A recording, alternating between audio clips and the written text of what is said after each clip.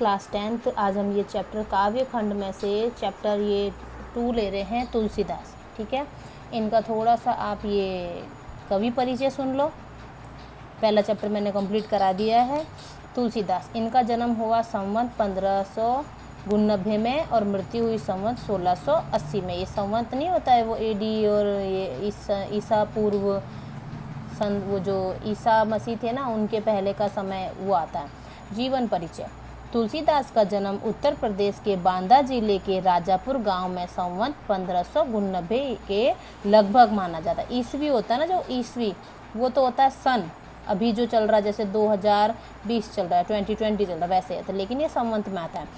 इनके पिता का नाम आत्माराम था, जो एक सरयू पारीण ब्राह्मण थे। सरयू पारीण एक कास्ट होगी, ब्राह्मणों के अंदर आती होगी, वो थे। इनकी माता का नाम हुलसी था। जैसे तुलसी है तो तुलसी से नाम याद रखना, हुलसी इनकी माता का नाम। कहा जाता है कि तुलसीदास अभुक्त मूल नक्षत्र में पैदा हुए थे तथा जन्म लेते ही इनकी अवस्था 5 वर्ष की थी। जैसे जब ये जन्म लिया था ना, इन्होंने, इनके बारे में सुनने में आता है कि जैसे इन्होंने जन्म लिया था तो ये जो इनका शरीर था इतना विशाल था, इतना बड़ा था कि जो जन्मते बच्चा वो लग रहा था कि जैसे 5 साल का बच्चा है। ठीक है, तो इनकी अब विचित्र सी रचना ऐसे था। बालक के समान थी, 5 साल के बालक के समान जब ये पैदा हुए थे। मुंह में इनके दांत भी निकले हुए थे। देखो, जो बच्चा पैदा होता है उसके मुंह में दांत नहीं होते हैं, लेकिन जब ये पैदा हुए इनके मुंह में दांत भी निकले हुए थे। तो इनके जो माता पिता थे इनको देखते ही डर गए थे कि ये तो बड़ा विचित्र सा बालक पैदा हुआ है, ऐसा तो पहली बार हुआ है इनके टाइम में, जो भी है कभी किसी से सुना नहीं है। भय की आशंका के चलते, मतलब उनको डर हो गया था उनके माता पिता को कि अजीब सा बच्चा क्या पैदा हुआ है हमारे, तो माता पिता ने त्याग दिया था, इनको दे दिया था तथा मुनिया नामक दासी को दे, एक दासी थी मुनिया नाम की थी, उनको दे दिया, जिसने इनका पालन पोषण किया। इनका बाल्यकाल कष्टपूर्ण बीता, मुश्किलों में बीता।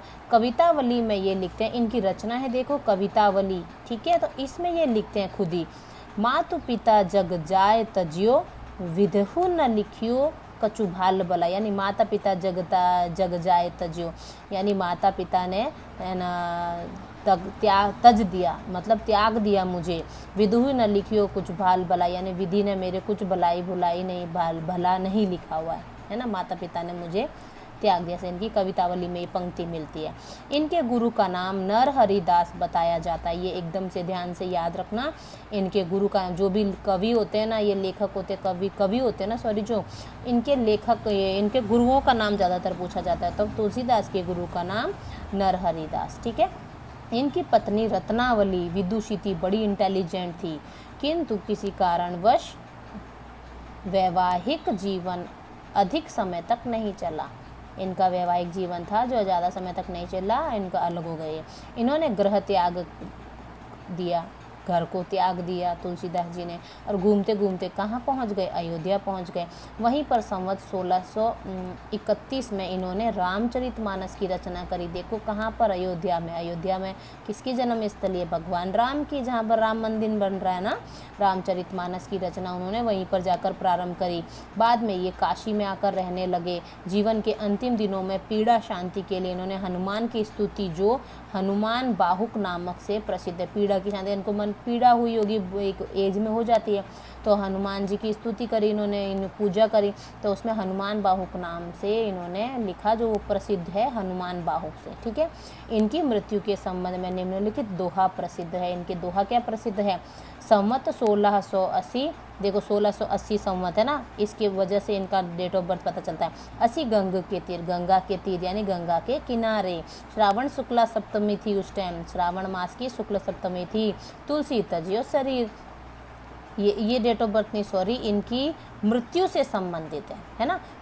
संवत 1680, संवत 1680 में गंगा के तीर के पास किनारे श्रावण मास की शुक्ल सप्तमी को तुलसी तजियो ने त्यागना, तुलसी ने अपना शरीर को त्याग दिया था। इन्होंने राम के अनन्य भक्त के रूप में दास्य भाव, मीरा की भक्ति भी दास्य भाव की थी, इनकी भक्ति भी दास्य भाव की अपनाते हुए अनेक काव्य ग्रंथों की रचना की, जिनमें से निम्नलिखित प्राप्त है, रामचरितमानस, विनय पत्रिका, दोहा, रसावली, गीतावली, कवितावली, देखो जिसके पीछे वली वली वली आ रहा, 3 तो ये हो गया।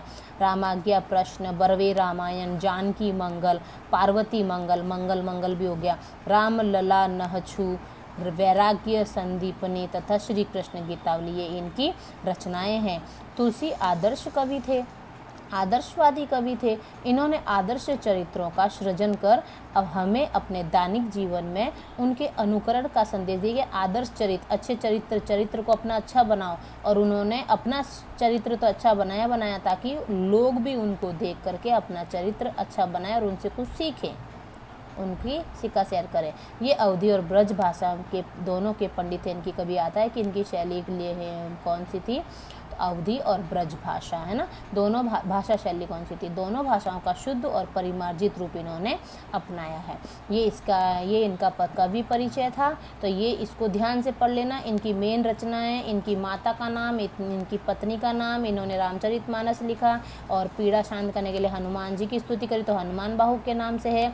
और ये जो रचनाएं हैं, इनको अच्छे से लर्न करना है, रट लेना बेटा, दिमाग में बैठा लेना, 10 बार इस वीडियो को देख लेना तो याद हो जाएगा बेटा। ये मेन चीज़ें यही पूछा जाता है कवि परिचय में, है ना। और इनकी अजीब सा इनका विशाल शरीर था, मतलब जन्म की अवस्था में ही ये 5 साल के थे, मुंह में 32 दांत थे, मुनिया ने, इनके माँ बाप ने त्याग दिया, मुनिया नामक दासी ने पालन पोषण किया। ये चीज़ें लिख करके इनका कवि परिचय आप अपने मन से लिख सकते हो। गुरु का नाम नरहरिदास, है ना।